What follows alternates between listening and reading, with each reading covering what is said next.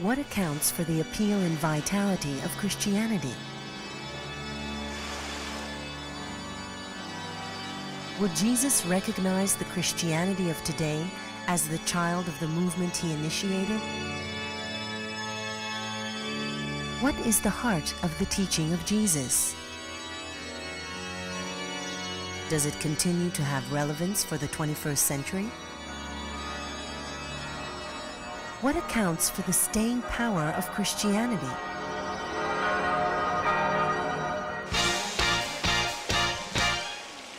But is modern man really so different from first century man?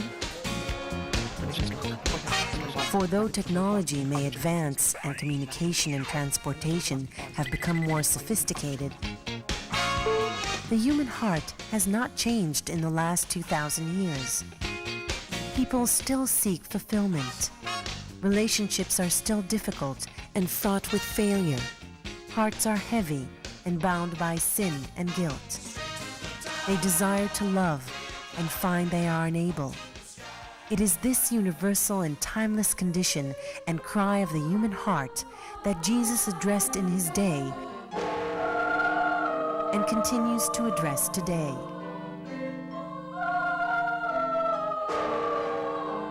Through the teaching and actions of Jesus, a new way of understanding the relationship of God to man emerged, not based on group security nor national or ethnic identity. Rather, the possibility of individual salvation and responsibility brought forth from the cradle of Judaism, the universal call of Christianity. Come to me, all who are weary and are heavy laden, and I will give you rest. Take my yoke upon you and learn from me, for I am gentle and humble in heart, and you shall find rest for your souls.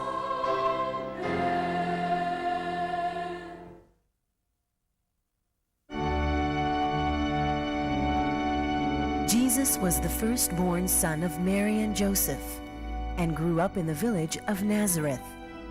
He learned a trade, that of his father Joseph, in the carpentry or stone-cutting business.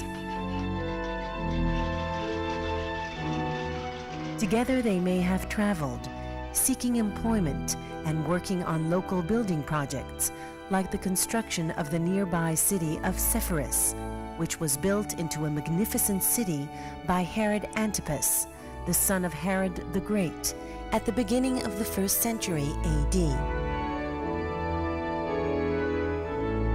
Jesus was educated by the local schoolmaster and was no doubt a brilliant young student, as is reflected in a story recounted by Luke. When Jesus was about 12 years old, his family went on pilgrimage to Jerusalem to celebrate the feast of Passover, as was their custom. At the end of the feast, his parents headed off on the return trip to Nazareth, together with a large group of fellow pilgrims. The next day, they noticed that Jesus was not with them.